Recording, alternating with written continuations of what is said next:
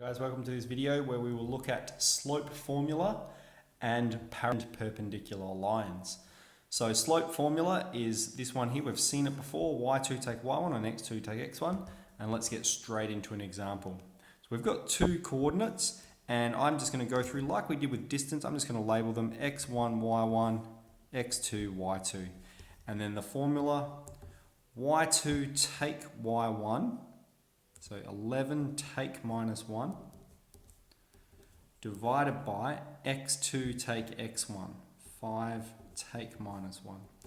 So when we have 11 take away negative 1, that becomes 11 plus 1, that becomes 12.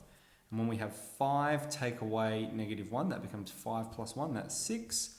And 12 divided by 6 is 2. So we have the slope of the line between this point and this point is 2. That's how steep the line is.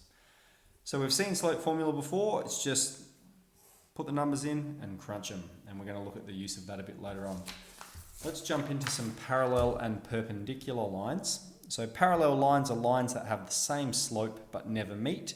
So they would look like this. They're going in the same direction forever, but they're never going to meet. And we often denote that with these kinds of things, these kinds of arrows. Perpendicular lines, on the other hand, have a negative reciprocal slope. So that's some new terminology for you. And they meet at right angles. When we say something's perpendicular, we just mean that it meets at right angles, 90 degrees. So perpendicular lines cross one another at 90 degrees. So what is negative reciprocal? Well, if we have a slope of A on B, then the negative reciprocal will be minus B on A. So what are we doing? Negative, meaning we put a negative in front of it, and reciprocal, meaning we just flip the fraction. A on B goes to B on A.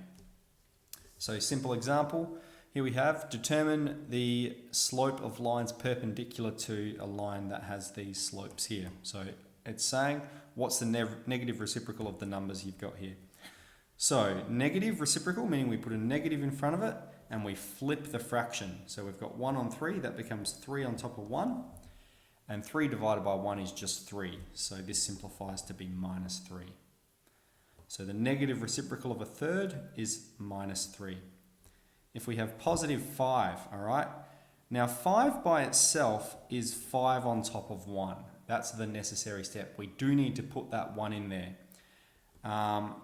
Because then what we're going to do is we haven't done anything to it yet. 5 is equal to 5 on 1.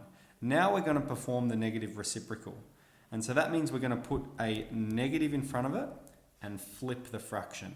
1 on top of 5. Negative 1 on top of 5. Okay, here we're flipping it and we're going to have two negatives which make a positive. So 3 on 5. And then in example D, when we've got minus 3.5, our very first step is to express that as an improper fraction. So that's going to be minus 7 on 2. Now how did I do that? What I did is I'm ignoring the negative and I'm going 3 times 2 is 6 plus 1 is 7 divided by 2. Okay, that's a skill we sort of learn a bit in primary school.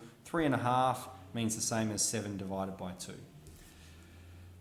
So I've made it an improper fraction and now I can perform the negative reciprocal, which is to put a negative in front of it. Negative will be positive and flip the fraction, it becomes 2 on 7.